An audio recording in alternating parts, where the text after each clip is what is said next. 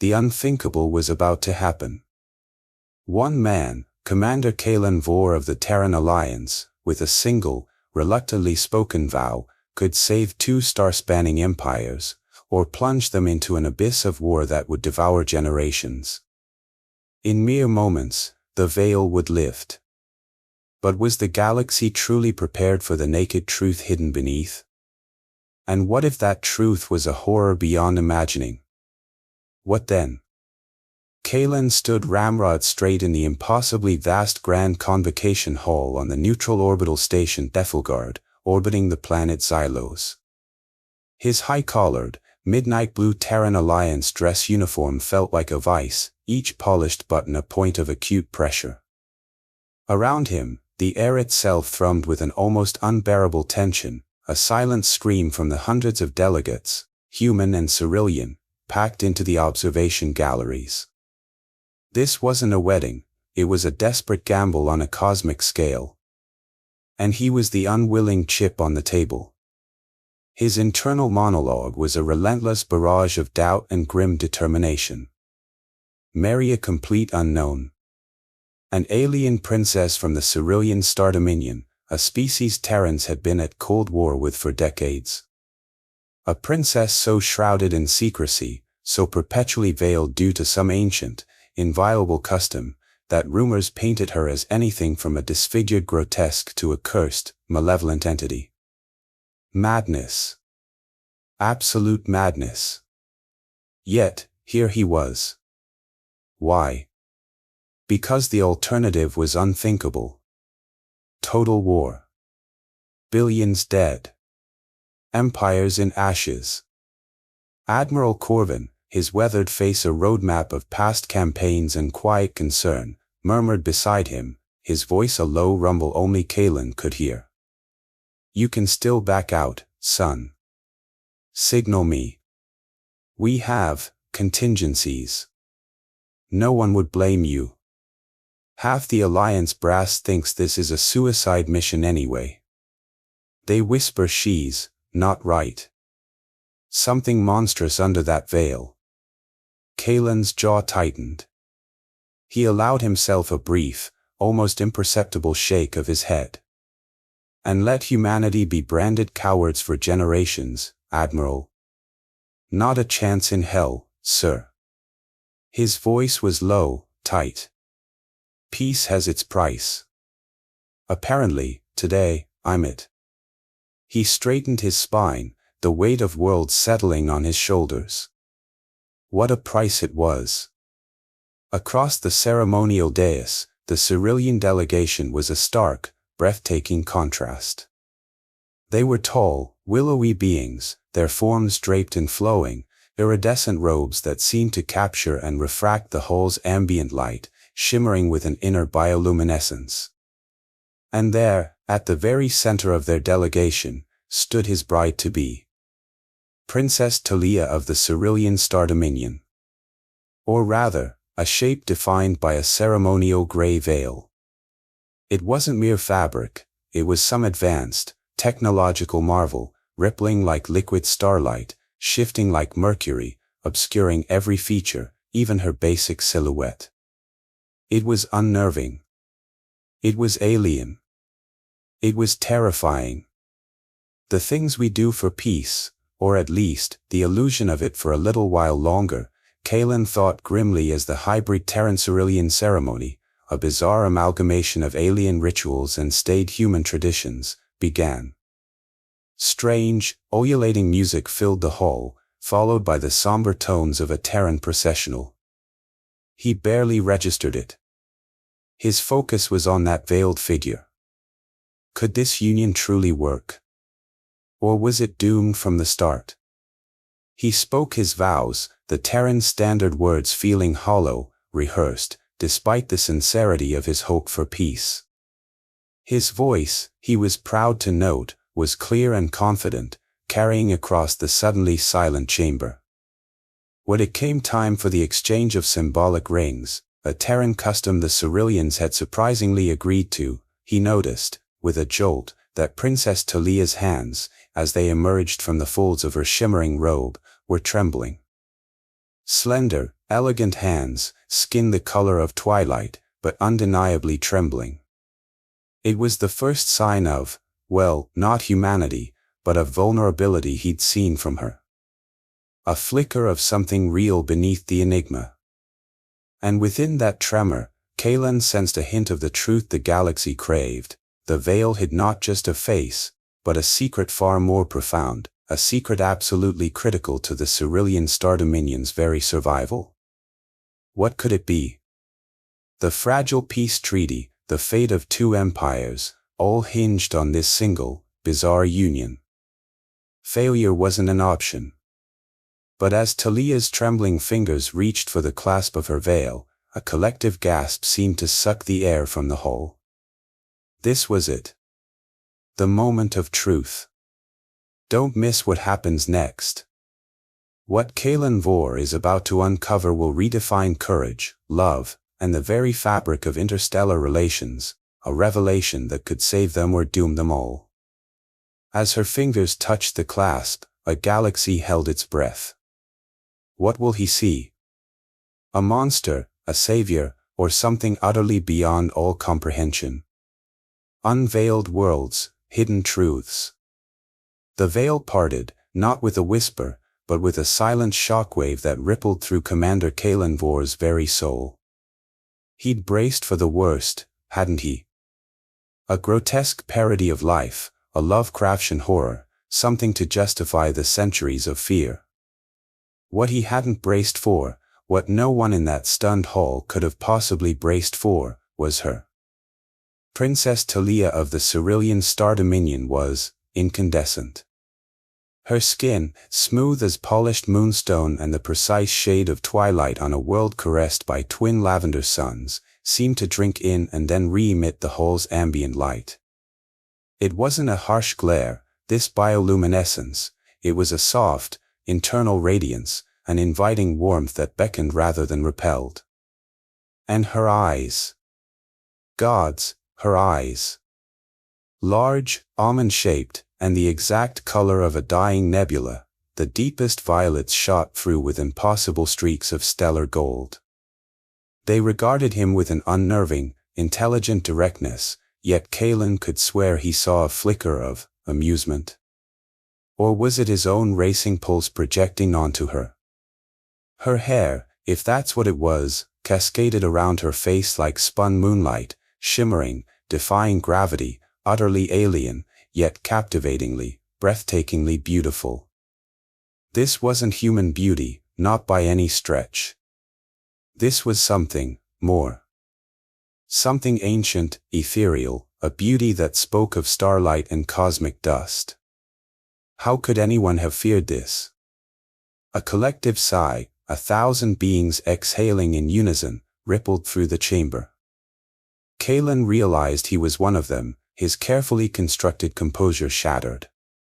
He felt raw, exposed. Dumbfounded. When Talia spoke her vows, her voice was a melodic contralto, each cerulean syllable vibrating with a subtle, almost subliminal hum. A faint smile touched her lips, lips the color of crushed amethyst. Intriguing. Later, at the mind-numbing diplomatic reception on Dethelgard, they found a moment's peace in an observation alcove, the star-dusted curve of Xylos below. "Were you expecting fangs, Commander?" Talia asked, those nebula eyes twinkling. So direct. So disarming. Kaelan, still processing, managed a wry grin. "Actually, Princess, Admiral Corvin owes me 20 credits. My money was on tentacles." A terrible joke. He knew it. But she laughed, a sound like wind chimes. Tentacles. How unimaginative, Commander Vore. "The lack of tentacles is hardly a disappointment," he assured her, feeling an unexpected warmth. This was not what he'd signed up for. Or was it? "You know, Kaelan," she said softly, her gaze on the distant galaxies, "you're the first non-Cerulean, outside my closest circle, who didn't flinch." she studied him. Our light, the bioluminescence, it unnerves many species. Hence, the veils. A shield. Fear of the unknown is a powerful force, he acknowledged. Indeed. But you Terrans, she mused, you rush into the unknown. It's intriguing. He shrugged. Kind of our thing. We call it enthusiastic investigation. A shadow crossed her face, her light dimming for a heartbeat. Speaking of possibilities, Kaylin, she began, her voice a low whisper, her eyes darting around the crowded hall. There are things you need to know. About me. My people. Forces at work, dangers the treaty barely touches. What could be worse than this fragile peace shattering? Before she could continue, a commotion. Grand Vizier Malakar, Talia's Dar chief advisor, stumbled near the refreshment station, his ornate staff clattering. As guards rushed to him, Kaylin's trained eyes caught it, a dark, metallic glint beneath Malakar's robes. A phased energy sidearm. Military grade. Not exactly standard diplomatic kit, is it? Malakar, recovering quickly, shot Kaylin a look of pure, unadulterated hostility. Just for a second. Then it was gone. But Kaylin saw it. His internal alarms blared.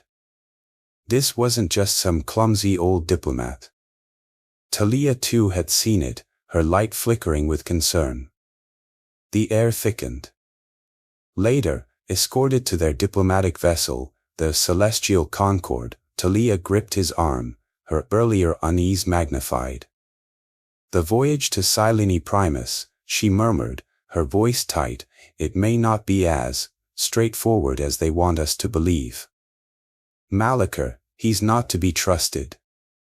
And Kaylin, her luminous eyes were wide, urgent, there's far more to my people's plight than just needing peace. So much more. What hidden truths, what terrifying secrets, was this extraordinary alien princess, his wife, about to drag him into? The doors of the Celestial Concord hissed open. It felt like stepping into the beautiful, lethal depths of an unknown ocean. Bonds of starlight, seeds of deception. As the Celestial Concord slipped from its mooring at Ethelgard Station, leaving the glittering chaos of Xylos behind, Talia's earlier warning about the voyage ahead echoed in Kaylin's mind. So much more, she'd said. What exactly did that entail? In the silent, starlit depths of interstellar space, their ship became a peculiar sort of cocoon. Here, far from the prying eyes and stifling protocols of their respective empires, Kaylin Vor and Princess Talia began to navigate the uncharted territory of their new reality. Their private quarters were a fascinating, if sometimes jarring, blend of Terran practicality and flowing Cyrillian artistry. Bioluminescent tapestries pulsed with soft, organic light on one bulkhead, casting an ethereal glow on the utilitarian Terran furnishings opposite. It was an odd juxtaposition, a metaphor for their own unlikely pairing. Yet, somehow, it was beginning to feel right. Almost like home. If home could be a high-tech diplomatic courier hurtling through the void. Talia, freed from the constant scrutiny of the Cyrillian court and the heavy symbolism of her veil, seemed to unfurl, revealing layers Kaylin hadn't anticipated. She was possessed of a keen intellect, a dry wit, and an insatiable curiosity, particularly about him. His beard, a standard Terran male affectation, became an object of her intense fascination. Cyrillians, he quickly learned, were entirely devoid of body hair, their skin as smooth and flawless as polished gemstone. So, course, she murmured one evening cycle, as he was ostensibly reviewing stellar cartography charts on his datapad. Her slender fingers, surprisingly warm, reached out to trace the line of his jaw. The touch, feather-light and hesitant, sent an unexpected jolt, a cascade of shivers down his spine that had absolutely nothing to do with the ship's environmental controls. He could smell the faint, exotic scent of stardust and some unknown cerulean flower that always seemed to cling to her. And yet, undeniably intriguing. Is this a Terran male's declaration of fierceness? A battle flag, perhaps? Kalen found himself chuckling, a low rumble in his chest that surprised even him. Something like that, princess. Or maybe, he admitted, a grin tugging at his lips, we're just fundamentally too lazy to scrape our faces with a sharpened piece of metal every morning. Her laughter, when it came, was like the chiming of tiny, crystal bells, a sound that seemed to fill the quiet of their shared cabin with liquid starlight. And in that moment, watching the way her unique bioluminescence brightened to a brilliant, silvery white, mirroring her amusement, Kalen felt another layer of his own carefully constructed defenses crumble. He realized with a start, captivated by her light. It was a living language, a vibrant spectrum that shifted with her every emotion, flaring with excitement or mirth, softening to a gentle, ethereal lavender when she was contemplative or thoughtful, and, on rare, startling occasions, deepening to an almost sapphire hue when she expressed affection. Which, he was increasingly, and bewilderingly, beginning to recognize. He found himself learning to read the subtle pulses, the gentle waves of light that danced across her skin, with more accuracy than any diplomatic intelligence briefing. Could this arranged marriage be turning into something more? Your cardiovascular rate accelerates when you observe me, Commander Vor, she noted one cycle, as they shared a meal, a strange but not unpleasant mix of bland Terran nutrient paste and exotic, flavorful cerulean fruit that tasted of sunshine and unknown spices. She hadn't even turned from her study of the swirling patterns in her luminocrystal goblet, yet her words were, as always, direct, laced with that now familiar, knowing amusement. The integrated biomonitors in your command interface are quite verbose. Is this a typical Terran physiological response to aesthetic appreciation?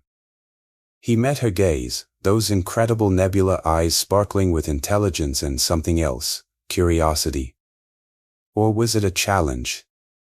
Was his imagination running wild, or did her own inner light seem to pulse just a little brighter in response to his scrutiny? It's both that, princess, he admitted, feeling an uncharacteristic warmth spread across his own face. And something perhaps a little more primal. Honesty. With Talia, it seemed to be the only viable path. Anything less felt like a betrayal of the fragile trust building between them. Their intimacy, an unexpected blossom in the sterile environment of their interstellar journey, grew. It was tentative at first, a cautious, respectful exploration of boundaries both cultural and intensely personal.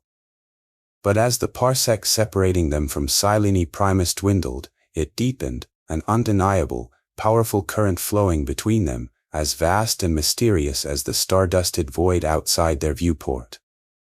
One starlit night, as they stood side by side watching a distant, silent supernova paint the canvas of space with breathtaking, impossible colors, Talia finally confided in him further, her voice a low, resonant thrum that seemed to vibrate in his very bones. Kalen, she began, her gaze fixed on the dying star, intimate contact with a cerulean, it can be, intense. Her own bioluminescence pulsed, a soft, rhythmic wave of lavender light. Our emotional states, as you have no doubt observed, directly affect our light, our energy. But it is more than a simple display. The energy itself, it can directly influence our partner's nervous system. Some off-world species have found the experience overwhelming, even disorienting. He turned then, their shoulders almost brushing. The faint, exotic scent of her, starlight and that unknown, intoxicating floral essence, filled his senses, a heady counterpoint to the sterile, recycled air of the ship. "I'm not afraid of a little intensity, Talia," he replied, his voice equally low, and he was surprised by the depth of sincerity in his own words. What was a little neurological feedback, a little empathic overflow, compared to the vast, compelling unknown that she represented? An unknown he was beginning to realize, with a mixture of trepidation and undeniable excitement, he was increasingly, irrevocably drawn to. And then came the true revelation. A moment that shattered all remaining preconceptions, a discovery that went far beyond shared meals and whispered confidences in the starlight. It happened not through words, but through a connection so profound, so unexpected, it left Kalen reeling. He dismissed it at first as a particularly vivid shared dream, a trick of the mind brought on by proximity and the unique pressures of their situation.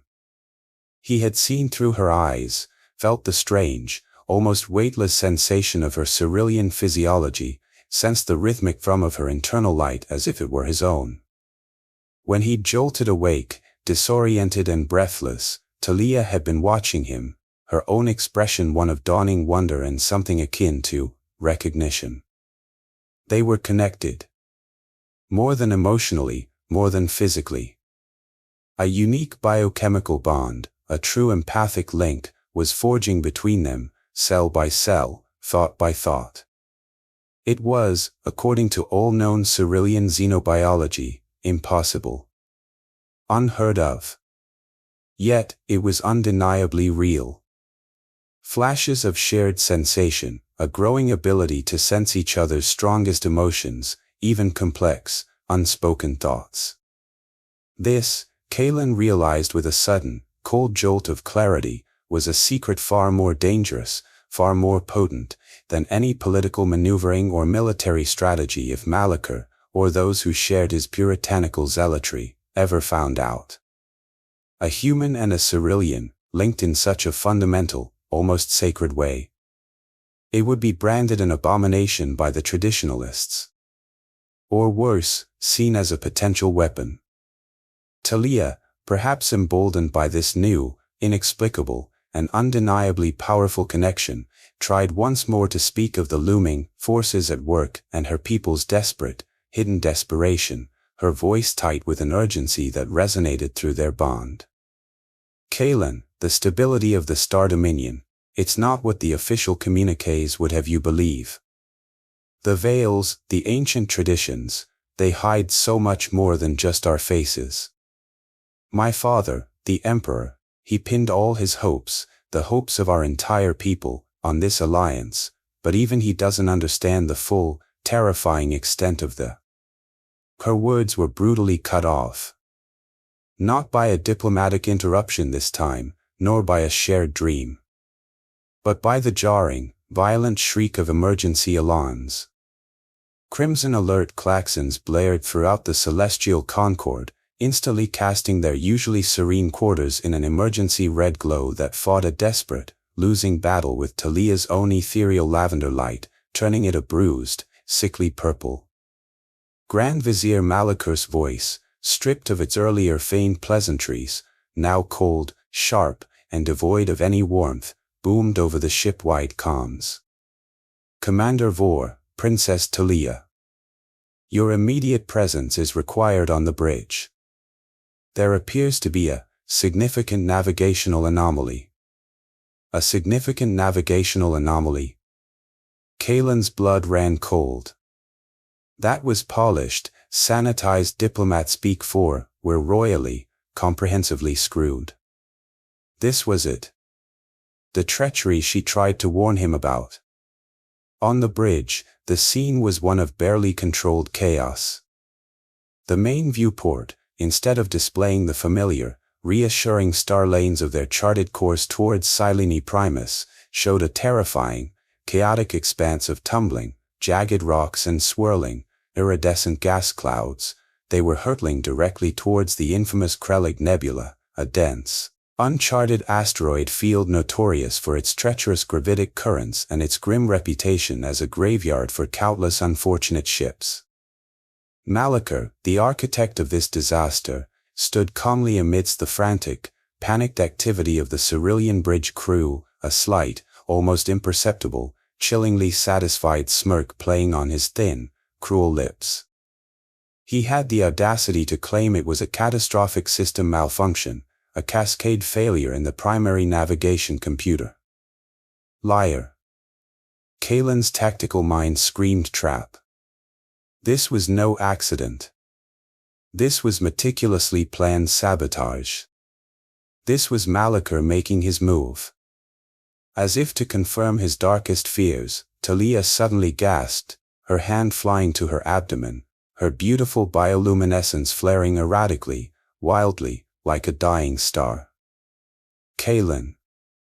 I think, she choked out, her wide nebula eyes filled with a mixture of shock, sudden pain, and another, unreadable emotion. Was it terror? Or something akin to a dawning, horrified realization? Before she could finish her sentence, before Kalen could fully process the sudden, terrifying shift in the situation, the breech doors hissed open with ominous finality. Malachar's personal guards, no longer in their ornate ceremonial attire but now clad in dark, utilitarian combat armor, stormed onto the bridge, their advanced energy weapons leveled with deadly precision. Cerulean Bridge officers, those still loyal to their princess, cried out in alarm and dismay, reaching for their own sidearms, but they were too slow, too stunned by the audacity of the betrayal. Malachar's smirk widened into a triumphant, chilling sneer. A pity your interstellar honeymoon is cut so tragically short, Commander Vor, he purred, his voice dripping with unconcealed malice and a disturbing undercurrent of satisfaction. But the princess, you see, has a much higher, much purer calling than diluting our sacred, ancient bloodline with Terran dross. His cold, reptilian gaze flicked dismissively, contemptuously, towards Talia's abdomen. Talia looked at Kalen, her beautiful, ethereal face now pale beneath its usually radiant glow. A single tear, like a falling diamond, traced a luminescent path down her cheek. Her voice, when she spoke, was a broken whisper, meant for his ears alone, yet it hit him with the undeniable force of a plasma blast, shattering his world. He knows, she breathed, her hand still pressed protectively, desperately, to her stomach. Kalen. I'm pregnant. Kalen's mind reeled, his Terran combat instinct screaming for action, warring with the tactical nightmare that had just crashed down upon them. Talia's whispered words, Kalen. I'm pregnant, echoed in the sudden, chilling silence of the compromised bridge, a fragile spark of impossible hope against the encroaching, terrifying darkness of Grand Vizier Malachar's betrayal. Pregnant. Now. Could their situation get any more complicated? Trapped. The word was an understatement. With a dawning, sickening horror, Kalen Vor realized their insidious enemy, Malachar, wasn't just after a princess to control or a peace treaty to sabotage. No, this fanaticism, this cold, reptilian hatred, it ran far deeper. He was actively trying to extinguish a star of hope he couldn't even begin to comprehend, a future he was too blinded by his own twisted, puritanical ideals to ever allow. The Celestial Concord, their diplomatic vessel, was now Malachar's prison ship, hurtling inexorably towards almost certain destruction in the treacherous, gravitic currents of the Krelig Nebula, and they, a Terran commander and his newly, shockingly pregnant Cerulean princess wife, were his unwilling, condemned passengers. What a mess. How could this have happened? Confined to their once serene, now opulent quarters, which now felt more like a beautifully appointed, gilded cage, Kalen and Talia found their newly discovered, still developing empathic communication, their unique and scientifically impossible biochemical bond, becoming their most crucial, perhaps their only, lifeline. Spoken words were far too dangerous, Malachar, Kalen was certain, would have every inch of their quarters under constant audio and visual surveillance. But the silent, nuanced flow of raw emotions, of complex images, of fragmented but coherent thoughts that now passed between them with increasing ease, that was a deeply personal, entirely internal language the Grand Vizier and his thugs couldn't decipher, couldn't even detect. In those tense, desperate hours, as the ship vibrated alarmingly with the unfamiliar stresses of navigating the dense, chaotic asteroid field, they formulated a desperate, high-stakes gambit. Fear, a cold, hard knot, twisted in Kalen's stomach, a constant, unwelcome companion. But Talia's resolve, a fierce, unwavering, protective light that he could now feel as much as see in her luminous nebula eyes, was a surprising, incredibly potent anchor in the storm of their shared terror. She was stronger than he could have ever imagined. Soon enough, Malaker's sallow, sneering face appeared on their main view screen, an unwelcome intrusion into their forced intimacy. His features, usually composed in that infuriating mask of cold, arrogant disdain, were now flushed with a disturbing, almost orgasmic, fanatical zealotry. His own bioluminescence, a sickly, unpleasant yellow-green, seemed to pulse erratically with his perverted triumph. Princess Talia, Commander Vor, his voice was unctuously smooth, like rancid oil poured over shards of broken glass. I trust your, more private accommodations, are proving adequate for your, continued bonding. A profound pity your little diplomatic charade, your mockery of Cyrillian tradition, had to end in this rather abrupt fashion. What is it you truly want, Malaker? Kalen's voice was tight, a carefully controlled leash on the rage simmering just beneath the surface. He had to keep him talking. Keep him distracted. Want, Commander Vor? Malaker chuckled, a dry, rasping, humorless sound that grated on Kalen's nerves. I want what every true, pure-blooded Cyrillian desires, of course. The absolute preservation of our sacred, ancient lineage. The unquestioned purity of our glorious star dominion. This Terran blight, he gestured dismissively, contemptuously, at Kalen's image on his own monitor, this contamination, ends now. The princess, your wife, will be re-educated. Oh yes.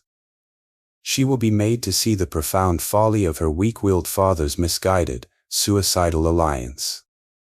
She will finally understand that her true, her only sacred duty lies in strengthening our pure bloodline, not polluting it with your inferior, barbaric Terran genes. Polluting it? Kalen felt a white-hot surge of protective anger, so potent that Talia's hand instinctively, immediately, reached for his, her touch a surprisingly calming, grounding wave that flowed through their shared empathic bond. Patience, my brave commander, her thought, as clear and distinct as if she'd spoken the words aloud, echoed reassuringly in the chaotic landscape of his mind. Let him gloat. Let him believe he has already won.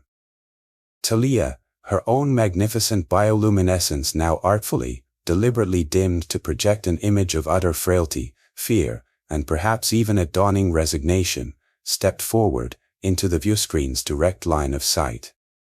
Grand Vizier Malaker, her voice trembled, a masterful performance of defeated vulnerability, but Kalen, through their bond, could sense the unyielding core of steel, the fierce, unbending will beneath it. I begin to understand your deep concerns for the future of our people. Perhaps I was indeed too hasty. Too idealistic. She let her gaze drop, a perfect picture of shamed, reluctant capitulation. There are complications. Things you should perhaps know. Regarding my current condition. She paused, as if gathering her courage. I humbly request an audience, Grand Vizier. To discuss this, privately. For the ultimate good of the Star Dominion, of course. Malaker's cold, reptilian eyes narrowed almost imperceptibly. He was no fool, Kalen knew that. He was cunning, ruthless, and utterly convinced of his own superiority. But his Achilles heel, his fatal flaw, was his monumental arrogance, his absolute, unshakable conviction in his own righteousness. The tantalizing thought of the once proud Princess Talia, now humbled, perhaps even broken, begging for his counsel, clearly appealed to his twisted vanity. And the carefully planted hint of a complication with her pregnancy. That was irresistible bait he simply couldn't ignore. What if the Terran genes were already proving problematic? Very well, Princess Talia, he conceded, after a long, pregnant pause, a smug, self-satisfied smile playing on his thin, cruel lips. I shall grant you an audience. In the ship's grand conference chamber. In 1 standard hour. Perhaps, his voice dripped with condescension, you can yet be redeemed in the eyes of your people. And your ancestors. The screen went blank, leaving them in the blood-red emergency lighting, the silence in their quarters now thick with unspoken plans and desperate hopes. The grand conference chamber, usually a place of stately diplomatic negotiation, now felt more like a tribunal, or worse, an execution chamber. Malachor sat enthroned at the head of the polished, obsidian-like conference table, flanked by a dozen of his heavily armed, black-clad personal guards, their faces grim, their own bioluminescence either naturally dim or deliberately suppressed. He had also, Kalen noted with a surge of renewed disgust, invited a handful of the Celestial Concord's senior Cerulean scientists and xenobiologists, no doubt to witness Talia's public re-education and to add some perverse veneer of scientific legitimacy to his insane coup. The man was a theatrical tyrant. So, Grand Vizier, Talia began, her voice surprisingly steady, though Kalen could feel the frantic pulse of her fear and her courage through their bond. She did not wait for Malachor to speak. She took the initiative. You believe this child I carry, the child of a Terran and a Cerulean, is an abomination. A pollution of your sacred bloodlines? Malachor sneered. The Terran seed, it seems, took root faster than even I anticipated, Princess. A most unfortunate and unnatural development. An abomination, yes. That is the precise term. His cold gaze flicked contemptuously towards Kalen, who stood silently beside Talia, his hand resting protectively on the small of her back. This isn't about purity, Malachor, Kalen interjected, his voice a low, dangerous growl. This is about your terror. Your terror of change, your terror of anything that challenges your narrow, hate-filled, obsolete worldview. Talia laid a calming hand on Kalen's arm, then turned her full, blazing attention back to Malachor, her regal bearing, her innate authority, reasserting itself with breathtaking power. The feigned weakness, the earlier trembling, was utterly gone. Her bioluminescence began to pulse, not with fear, but with a gathering, righteous strength, a clear, vibrant silver that pushed back against the chamber's gloom. Grand Vizier Malachor, her voice, no longer feigning fragility, rang with a power that silenced the entire room, even the shuffling of the guards. You speak so passionately of purity, of our sacred Cerulean bloodlines. But you are willfully, dangerously blind to the true plague that is inexorably devouring our people from within, the very people you so hypocritically claim to protect. With a subtle, almost imperceptible gesture, a brilliant, three-dimensional holographic display shimmered into vibrant existence above the polished conference table, activated by a silent command from Talia's personal data link device. Stark, irrefutable data scrolled across it, complex charts, undeniable graphs, chilling timelines. Our sacred bloodline, as you so reverently, so ignorantly, call it, is dying, Malachor. Her voice rose, thrumming with a passionate, heart-wrenching grief that visibly stunned her listeners, even the hardened guards. We are fading into obsolescence. Genetic stagnation, Grand Vizier. Do you even begin to comprehend the catastrophic implications of that term for our future? The holographic display shifted, morphing to show horrifyingly projected population declines, soaring, inexplicable rates of previously unknown, debilitating genetic disorders within the highest echelons of the Cerulean nobility, and, most damningly, a series of comparative images, the vibrant, almost blinding bioluminescence of Ceruleans from centuries, even millennia, past, contrasted sharply with the increasingly dim, erratic, and sickly glows of more recent generations. Malaker's own weak, flickering, unhealthy yellow-green light seemed to pulse even more erratically under the crushing weight of the undeniable evidence. Could he not see his own decay mirrored in the data? Within 5 generations, Malaker, Talia's voice was now raw with a pain that Kaelin felt as a physical blow through their bond. The Cerulean Star Dominion, your precious, pure, and uncontaminated empire, will be nothing more than a forgotten whisper in the vastness of space. A tragic footnote in the grand sweep of galactic history. Is that the legacy you wish to leave? Her hand, strong and defiant, went to her own abdomen, a fiercely protective, maternal gesture. This, Malaker, this is why we, the imperial family, began to veil ourselves. Not from some ancient, noble, revered custom, as you and your puritanical cronies would have the populace believe. But from shame, Grand Vizier. From profound, unutterable shame. To hide our accelerating decay from the rest of the galaxy, to hide it, ultimately, even from ourselves. A wave of shocked, disbelieving murmurs rippled through the assembled Ceruleans. Malaker himself was visibly shaken, his smug, arrogant composure finally, irrevocably cracking.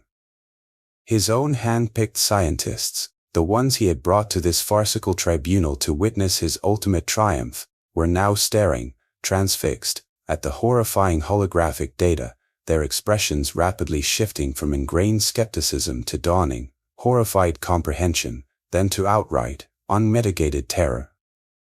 Some were frantically, desperately cross-referencing the damning information on their own personal datapads, their own lights flickering with agitation. Lyra Elara, the courageous young xenogeneticist who had risked her career, perhaps even her life, aboard the celestial Concorde, her own bioluminescence a clear, steady, unwavering silver in the growing chaos, suddenly gasped, her voice cutting through the stunned silence. The princess, she speaks the unvarnished, terrible truth. Her voice, though trembling with the enormity of the revelation, was firm, resolute. My own research, my highly restricted, officially suppressed research into Cerulean lineage vitality, it pointed directly, unequivocally, to this. This terrifying, accelerating decline. But I was silenced. My findings were systematically suppressed, buried, by your esteemed office, Grand Vizier Malaker. She stared directly, accusingly, at the now ashen-faced Malaker, her silver light flaring with righteous indignation. The atmosphere in the room became instantly, dangerously electric. You could practically taste the ozone, the fear, the dawning, terrible understanding. The game had changed. Irrevocably. Talia, sensing the shift, pressed her advantage, her magnificent bioluminescence now flaring with a fierce, indomitable, protective light, the light of a mother defending her young, the light of a queen defending her people. This child I carry, Malaker, she declared, her voice ringing with an unshakable, undeniable conviction that resonated in the very bones of everyone present. This precious child you so callously, so ignorantly dismiss as a Terran blight, is our only hope. Our last hope. Preliminary scans, conducted in the utmost secrecy, show that its genetic structure isn't just viable, it's vibrant. It's powerfully adaptive. Kalen's resilient Terran DNA is actively, miraculously strengthening our failing Cerulean code, not diluting it, not corrupting it. It's the miracle of hybrid vigor on an unprecedented, almost unbelievable, cosmic scale. Kalen stepped forward, his hand instinctively, protectively, resting on Talia's shoulder, their bond a tangible current of shared strength and resolve flowing between them. Your insane, obsessive fixation with purity is nothing less than a death sentence for your entire species, Malachar, he stated, his voice cold, hard, and utterly devoid of doubt. He looked around the room, his gaze deliberately locking with each of the stunned Cerulean guards, with each of the now horrified scientists. This alliance, this marriage, this child, he